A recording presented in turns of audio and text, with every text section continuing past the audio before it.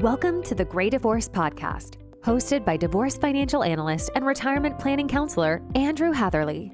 Join Andrew and guest experts as they help late-life divorcees build the financial and mental foundation for a meaningful future. There is life after divorce. Now, on to the show. Hello, everybody. Welcome to episode 29 of the Great Divorce Podcast.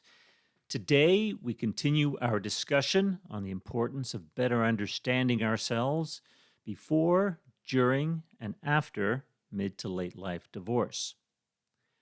This episode is the third part of our discussions based around important tools of positive psychology. That branch of psychology focused on the character strengths and behaviors that allow individuals to build a life of meaning and purpose, to move beyond surviving to flourishing. You've heard me say many times on this podcast that there is life after divorce, and it can be a period of great growth and personal enrichment as we emerge from a situation that wasn't right for us. It's an opportunity for us to start over, to hit the reset button, and yes, of course, rebuild. In my work as a certified divorce financial analyst and chartered retirement planning counselor, I work with people on the financial aspect of rebuilding or protecting their financial foundation to lead a more contented life after divorce. But I know, having gone through gray divorce myself, that mindset is such an important part of the equation to living a more contented life. And a big part of my mindset shift after my divorce came with being open to learning more about myself and understanding aspects of my own personality. This required an appreciation of the truth and accepting some things about myself that maybe I hadn't recognized or didn't want to recognize. This is where the tools of positive psychology can be so helpful. In parts 1 and 2, episodes 21 and 22, I talked about the notion that we really don't know ourselves as well as we think we do, and that plenty of scientific research bears this out. I also discussed why it matters that we develop a better understanding of ourselves and how tools of positive psychology, like the Big Five personality test and the VIA survey of character strengths and virtues, can be used to help us live a more authentic, meaningful, purposeful life, and maybe become a better person in the process. Well, this episode will deal with one of the most fundamental human needs, finding purpose in life. In Japanese culture, to find meaning and purpose in life is known as finding your Ikigai. The term combines two words, iki, which means life, and gai, which means worth. Some psychologists have understood the meaning to be, quote, the realization of what one hopes for, unquote, or reason for being. A book has been written on the subject by Hector Garcia and Francesc Morales. The book is called Ikigai, The Japanese Secret to a Long and Happy Life. Garcia and Morales roughly translate Ikigai as the happiness of always being busy. For them, Ikigai goes beyond a person's pursuit of the meaning of life. A person's Ikigai can be a passion, a goal, a mission. It's something that infuses each day with meaning, maybe gives us a reason to get up every morning. Discovering your Ikigai may require patience, commitment, and a lot of introspection. For some people, it may be easy to figure out what their Ikigai is. For others, it may be a lifelong search. To help find your personal Ikigai, it's important to consider that there are 4 key components to the concept of Ikigai. And these are what you love, what you're good at, what you can get paid for, and what the world needs. So, to discover your Ikigai, you must first identify these four components. Ikigai is then found at the point where these four elements converge. Ikigai is best illustrated by four overlapping circles, like a Venn diagram. If you're having trouble picturing this in your mind, just Google Ikigai and you'll see lots of images of what the circles look like. And in the show notes for the podcast, I'll provide a couple of links for more information on Ikigai. But try this exercise. Draw four overlapping circles. There will be a top circle, a bottom circle, a left circle, and a right circle, and they'll all cross each other in the middle.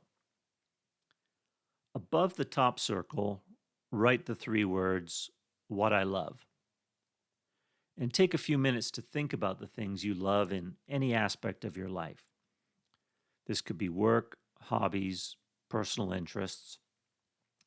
Some examples might be travel, teaching, guitar, writing, playing golf. Write these things just inside the top of the circle. Next, just underneath the bottom circle, write the heading, "What can I be paid for?" And here you might write down, just inside the bottom circle, bookkeeping, photography, writing, teaching, whatever comes across your mind. Do the same with the left circle for what I'm good at. For example, this might include photography, writing, helping others, organizational skills, listening, teaching others, bookkeeping. Finally, on the right circle, consider what the world needs. In our example, let's consider compassion, freedom, sense of community, access to healthcare, access to a good education, community, friendship. Of course, what you put in these various circles is going to reflect your particular interests and worldview. Don't be surprised if it takes you longer than you might have imagined to think of things you love, things you're good at, what you can get paid for, and then what the world needs. It might help to consider some prompts. For instance, for what do you love, consider the times you feel happy or what you were doing when you lost track of time. This is something some people call a flow state. What are the things that energize you as opposed to sapping your strength? What did you love to do as a child? When considering what you're good at, think about the skills you spend time practicing or any awards you might have won. When people come to you for help, what sort of help are they looking for? In answering the question, what can you get paid for? Well, consider what you've been paid for before, or what you might be doing if you weren't in your current job. Consider which jobs or tasks interest you. And of course, you should also consider whether you're making a good living in your line of work. Regarding the question of what does the world need, you might think about what changes you'd like to bring about in the world, or what you could offer that would help others, or something that you see that people need in society. Once you've listed some topics inside these circles, look to see where there may be similar responses in overlapping circles.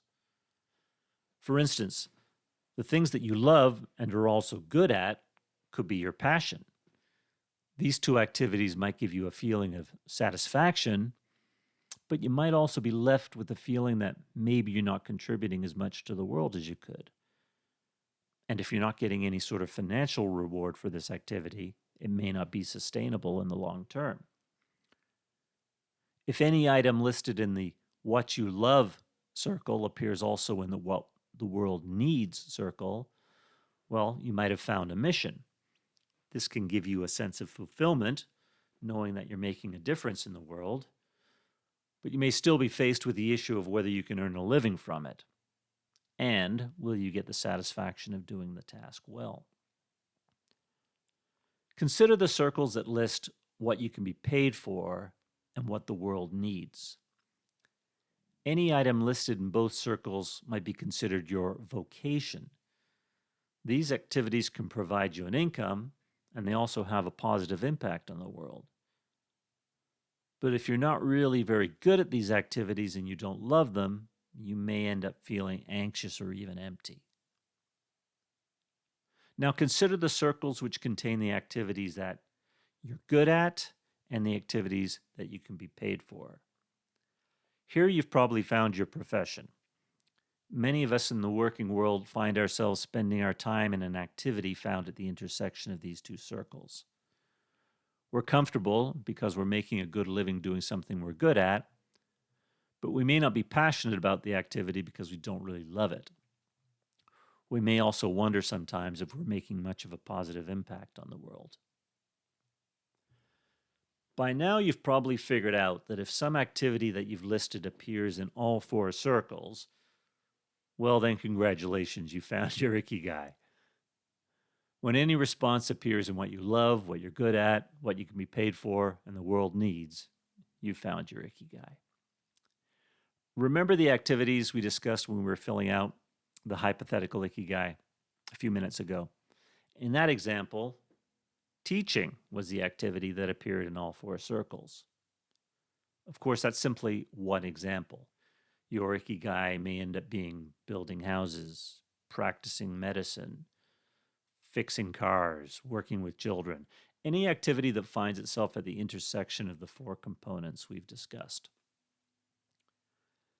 Some people are really fortunate in that they're able to determine their purpose or Ikigai quite quickly.